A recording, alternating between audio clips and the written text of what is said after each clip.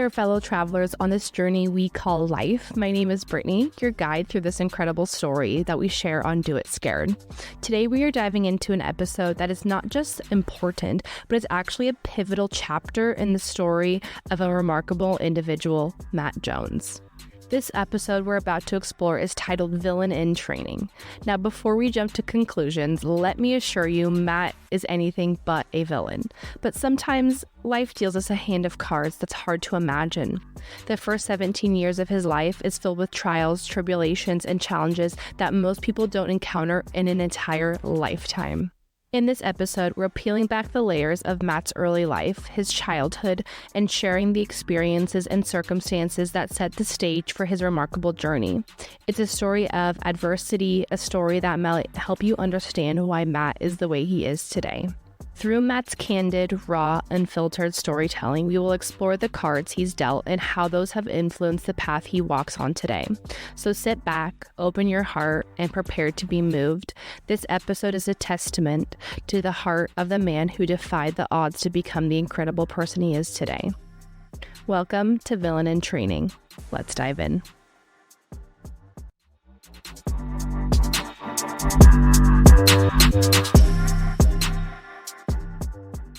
Hey everyone, thank you for listening. Finally, I get to introduce myself. This is Matt Jones, your host / co-host of the Do It Scared podcast.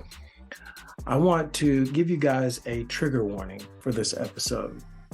This episode contains some heavy topics like substance abuse, violence, criminal activity, self-harm, and things of that nature. My hope is that this can affect just one person or inspire them to push through and do positive things in their life. With that being said, let's get started. All right, so villain in training, what does that mean?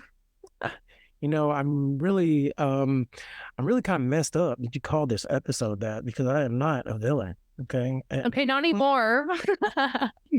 At one point, you know, I mean, maybe, I guess I could be called a villain, but I do not look at myself like that. But you're completely right. So the reason why it's called this is because I had a long, hard road to hell, so to speak, and you know, it took me down so many different paths that it's insane when I look back at it. Just going back through this episode has been exhausting for me to be able to recap all of the memories and all of the experiences and everything that's happened. I'll be honest with you, I even feel like I left out 50% of it because it's unbelievable. It's not believable. So Villain in Training to me says that it took some things to happen in order for me to go down the road that I did. And it wasn't my, design, you know, it just kind of happened. Absolutely. I mean, I feel like that, listening to your story, I feel like you were, you know, given certain cards for your life and it just kind of laid out this way. And it's kind of a play on words in a way, because of course, I don't see you as a villain. People in your life don't see you as a villain, but people that don't know you, when they just hear the facts of your late adulthood, right?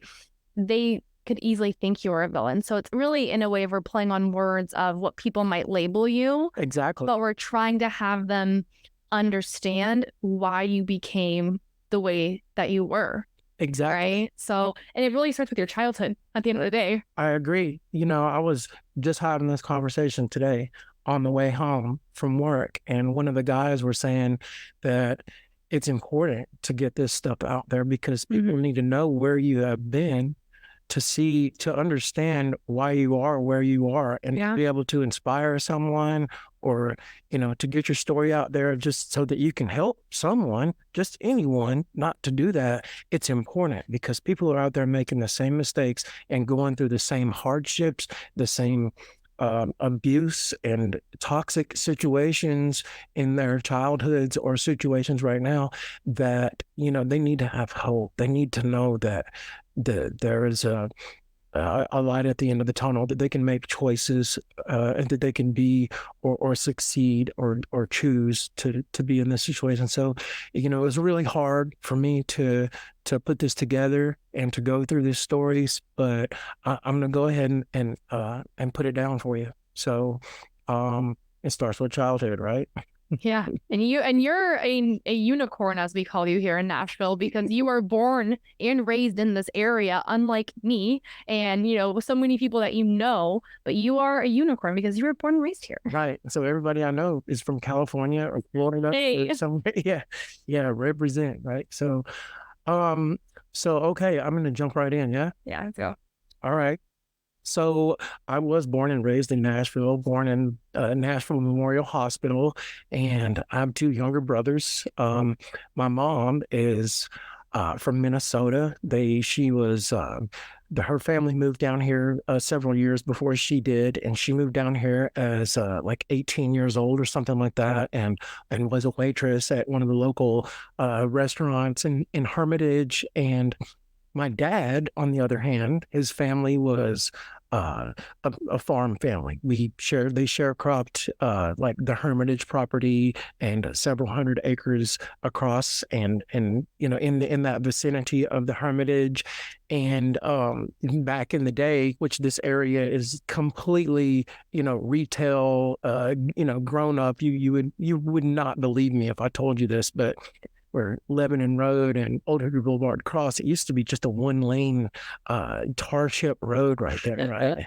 And I think that even at one point that my dad actually asked my mom, she tells a story all the time, right? So he had rode a horse bareback up to a restaurant, which is right in front of Hermitage Lanes right now. There used to be this little pizza place called like the A-Frame or something like that. And that's how he asked her out on a date, is on the back of a horse. So apparently it worked. And here I am. So moving on. I spent the first 5 years of my life living with my aunt. She raised me. I think there may have been some type of postpartum issues or something like that there with my mom. And she took care of me. She was sweet. She was kind. They lived in a Mount Juliet, Gladeville area. And about that time, I came back home. I lived with my aunt to the point where I'd called her mom. And I came back home to mom and dad in this situation to where we lived in a really urban, very poor, lower class neighborhood. It was the hood for real. And my mom made it imperative that my dad send us to this private school.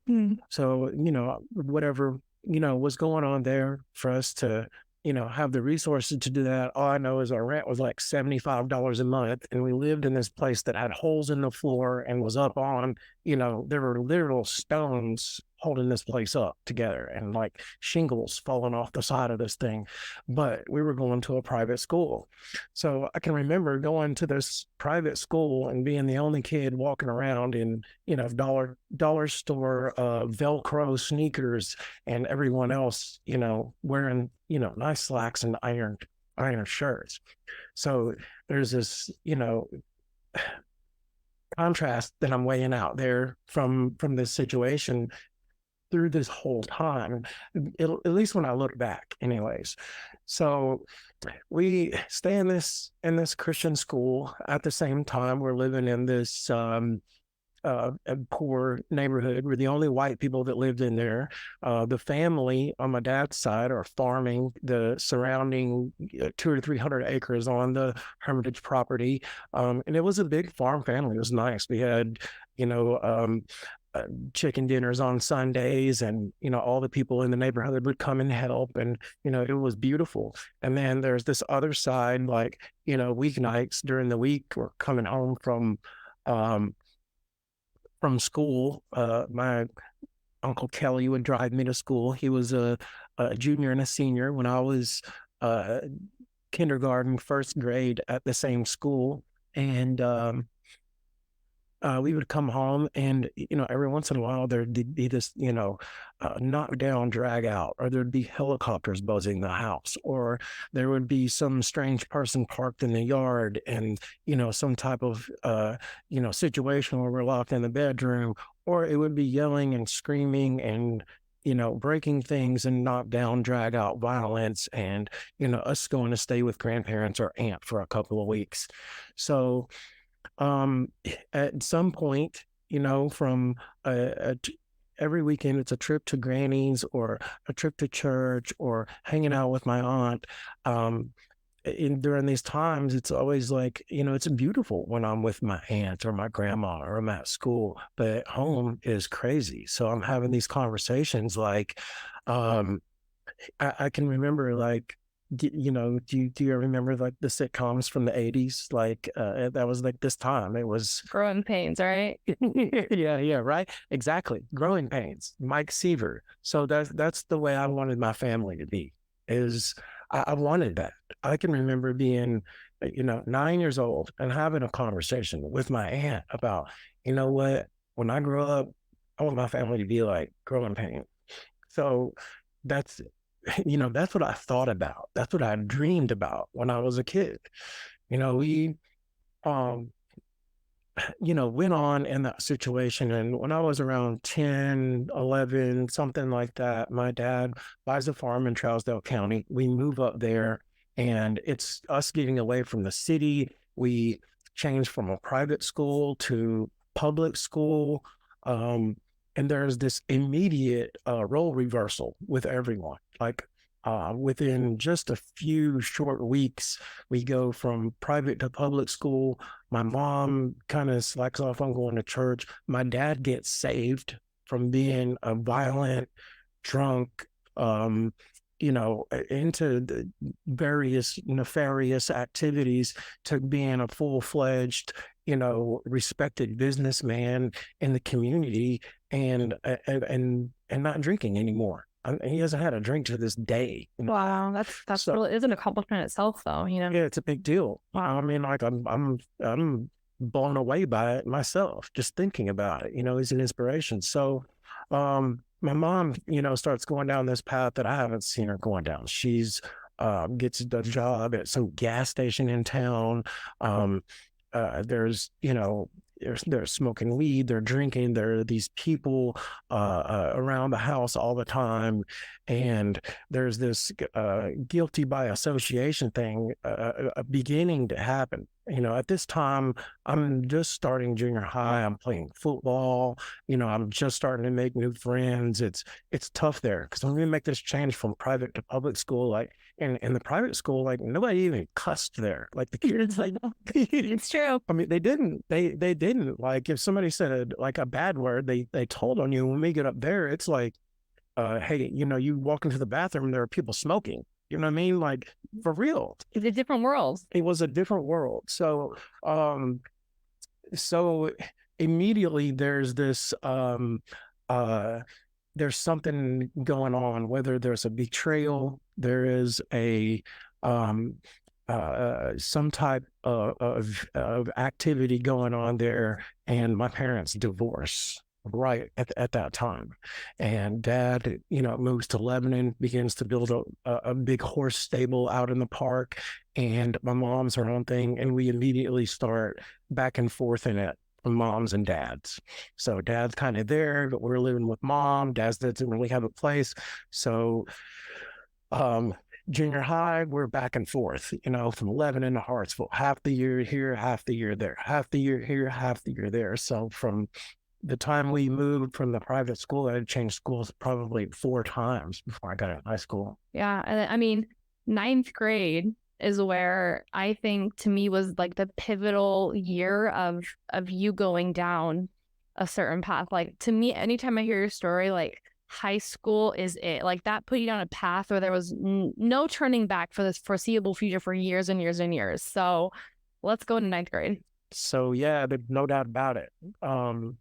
I mean, no doubt about it. That's the year I earned my stripes for sure.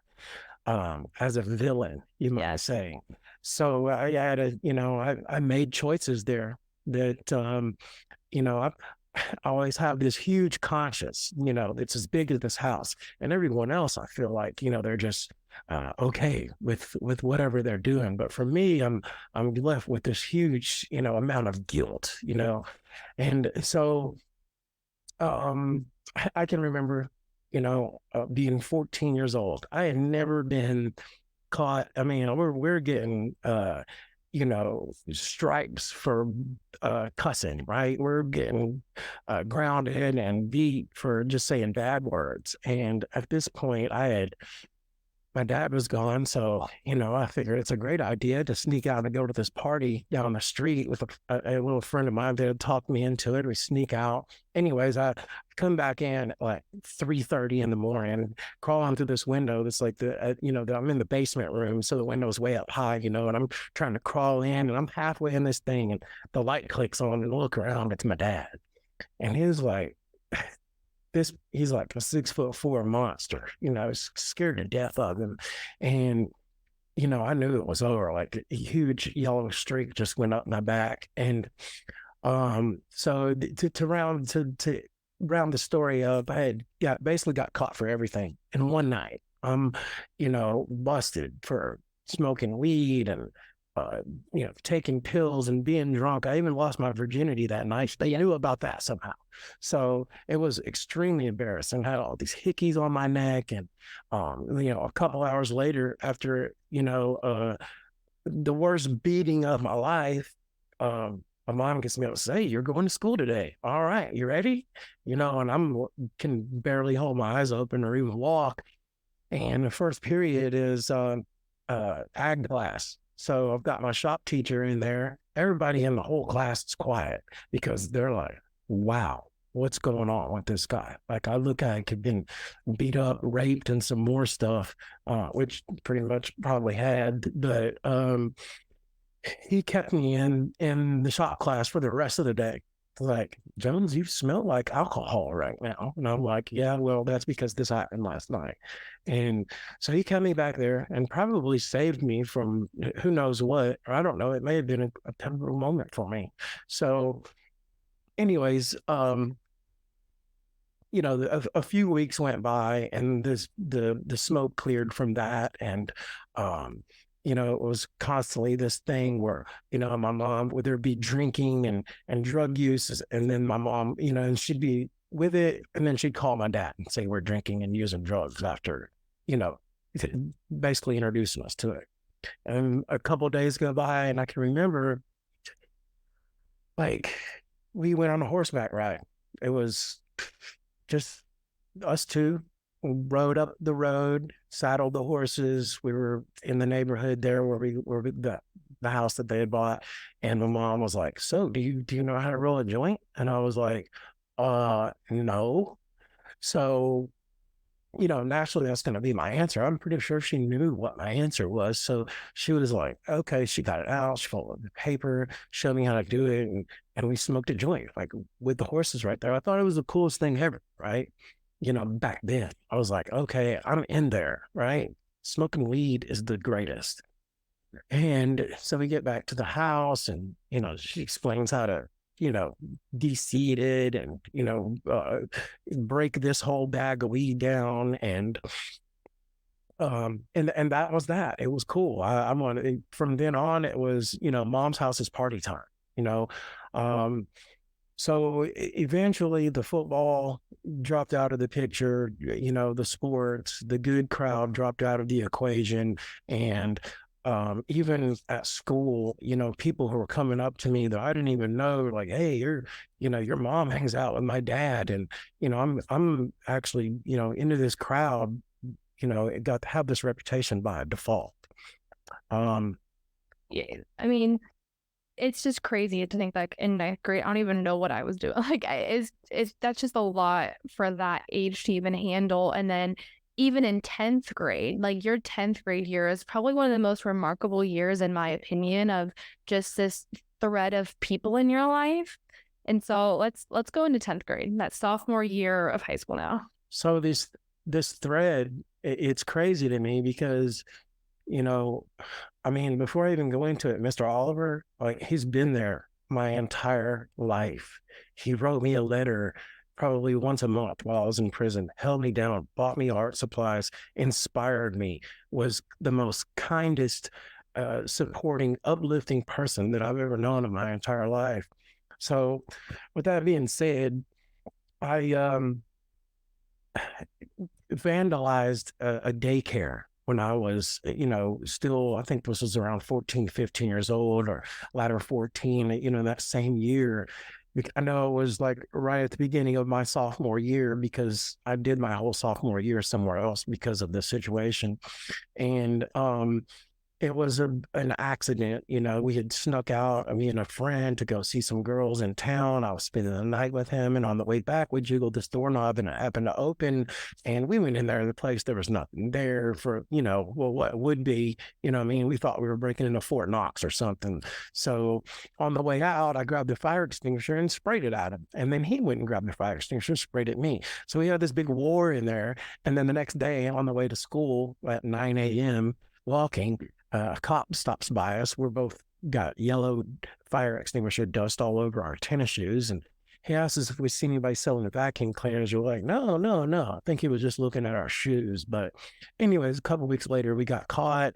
And on the way home from this place, we had vandalized a couple buildings. We stole some spray paint and, just went on this completely irresponsible tear. And one of the buildings that we vandalized was Mr. Oliver's building. I think he leased it out to like an attorney or something like that. And it's kind of funny because, right the year before I got out of prison, he sent me a thing where they were having some type of a contest to see, a mural that could be put up in Hartsville. And I had drew a mural to go up for the town beautification historical committee thing or whatever. And I sent it in and, and it won. And he was like, oh, isn't this crazy?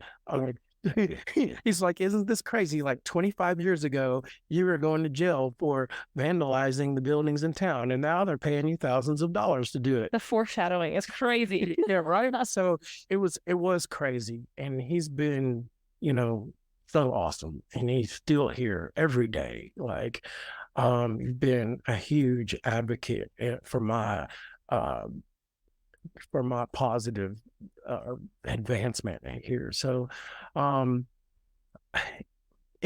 anyways, my dad had made a deal with the courts that, hey, I'll take him out of the town. He's going to come live with me. You don't have to worry about him anymore. Of course, I had like some type of suspended probation or something like that. So that was it. Bing, bang, boom. I had to go live with my dad in Mount Juliet, the John Kane farm, which was like this place that had this own personal lake. It was just us there. Now it's Del Webb. It's beautiful. It was just us on the Del Webb lake back then.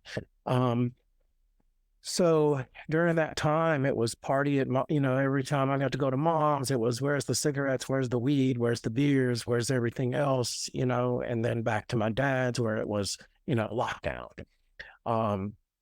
Junior year, I basically emancipated myself. I went back to live with my mom full time, which meant, whatever I wanted. So I moved in with this older guy who was like 26 years old. He was a jack of all trades. He, he wasn't scared of anything. He would take any project on, no matter what it was. I don't even know how he figured out how to do this stuff because we didn't even have internet back then. But we did things from the Courtyard Cafe to rooftop bars on Second Avenue to, project after project after project. I missed like probably 50 days of my junior year, not to mention, the time I missed my senior year. But I had all these, I was contrasted by my peers, because I'm in this bad crowd, right? And I feel like, I'm the only person with an IQ above, XYZ in I don't mean to insult anyone or anything like that, but, feel like a god among insects, so to speak. I have this situation going on where, I have all these good things going for me. I have morals. I'm questioning every move that I'm making, but then at the same time, I'm experimenting with cocaine for the first time in my life at 15, 16 years old. Starting to experiment with psychedelics. I'm getting into small petty crimes and violence and things like that. Um, every every situation wasn't, I felt like, was an opportunity for me to just try the next thing. It was almost a goal for me to, the friends that I were around, that's what they were about. So that's what I was about. That's what I wanted to do.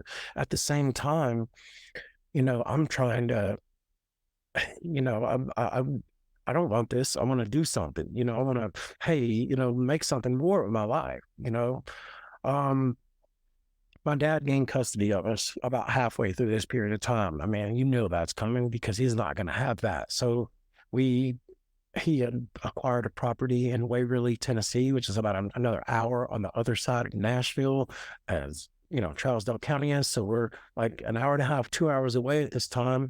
And I moved in with my dad and my stepmom. I had two other brothers, one the same age as me, one the same age as my middle brother, Clint. My younger brother, Daniel, stayed home at mom's, but he wasn't really with mom. He kind of had a family up the street kind of take him in a little bit. And, they just took him in. He was part of their family. Um, and my brothers seemed to steer clear of most of the trouble for some way. I must have paved the way for them or something like that. They seem to have their stuff together. Both of them, they're very successful, have, nice, beautiful families. I'm sure they have their fair share of problems. But, for me, it just seemed like I have this, this dead chicken tied around my neck my whole life or something like that. So at my dad's, the stepmom situation was like, it was worse than the real mom situation. It was, well, one thing that drove me back home was, like, at one point I had this crazy girlfriend that drank too much, and we ended up at a hospital because she was puking, and they had to call the cops because I was a minor. And when they did, she answered the phone and she says, "Well, I'm scared of him. I don't want him at the house anymore." So the cops brought me to jail, and I stayed in jail for like 7 days until my dad came to get me. And my dad ended up coming to get me because they were fixing to sign me over to state's custody, which I never thought anybody would do to me. You know what I mean? And he was like, "Okay, you're going to walk this line and walk this line." And as soon as I got home, I called my mom and I said, "Come and get me." And it was the older guy, Mike, that came and got me. And he came and got me, and I lived with him. And, I, that's where I did half of my senior year, is with him, doing those projects and living with him. There was a huge little small town scandal that happened there with, a guy who was murdered by a local townsperson. And the guy was sitting in the room with us that morning. He had his bottle of wine that he carried around with him everywhere. He was giving me a Dodge Daytona 25th anniversary for my 16th birthday. And we had left to go get some money for my driver's license and pass through town. And on the way back, the entire town was gathered around the square, and this guy was laying at his shop, which was next door to Mike's apartment, murdered in a pile of blood. That's an episode in itself, but leave that alone. So my senior year, I missed 68 days of school, and it's a miracle that I graduated. Wow. So that's the condensed version, and I'm telling you, there's about 50% of it left out because it's unbelievable. It's absolutely unbelievable. I had this insane friend group where we, did nothing but take psychedelics and drink whiskey and go spelunking and rappelling and cliff diving and, among some of the craziest things I've ever done in my life. And I haven't even really included that. It's an entire podcast in itself. So the year I graduate, the month that I graduate high school, we had went to a few of these crazy, like, biker gangs. They're called biker parties. They're called roadkill parties, right? They just set up in the middle of nowhere and camp, and there's all these bikers. They have like a wedding, blah, blah, blah, blah. So we almost end up getting murdered from this thing and run for our lives on the way home, with this guy who is one of the friends, in this friend group. I've got like several of my friends that, my mom has already dated at this point. And one of them, has already like just assaulted her 2 weeks prior. We come home and this guy assaulted my mom. My brother ends up shooting him 9 times. I got my first DUI the same month. A guy tried to decapitate me with a pocket knife same month. And about a month after that, my brother gets his leg shot off, and one of our close friends in the friend group commits suicide with a shotgun, all in the same month. Wow. I mean, though that whole month is going to be a podcast episode itself someday, because I've heard this story so many times, and every single time my jaw is literally on the ground where it's like, I don't believe you. You're lying to me. Every single time. The story itself, like, it's insane. Like, there are like at least 5 to 10 insane stories in this little rundown that I just gave you. I'm trying to just give an overview here of this, timeline, because, it took some doing to get me here, and it's took a lot of doing to get me to where I am now. Absolutely. It's to this, place of service, this place of gratitude, hard work. And, it's taken a lot. You don't get there from just, from nothing. Right, absolutely. And I think just that month after you graduated is another story that's about really, really catapulting you into like adulthood. Honestly, like that's just the craziest story of all. But with that being said, I mean, this is the, from ever since you can remember to your senior year of high school. Our next episode is going to be about, really going into adulthood. And that is a story, again, that's just really, really crazy. So I look forward to recording that and putting that out as well. But other than that, I mean, thank you everybody for listening to this episode. And yeah. Thank you guys. I hope this leads to someone making some positive choices in their life, for sure. Absolutely. Thanks for listening. See ya. Make sure to follow us on Instagram at DoItScared, at DUEItScared, as well as visit our website to stay up to date with anything that's up and coming. Thanks again.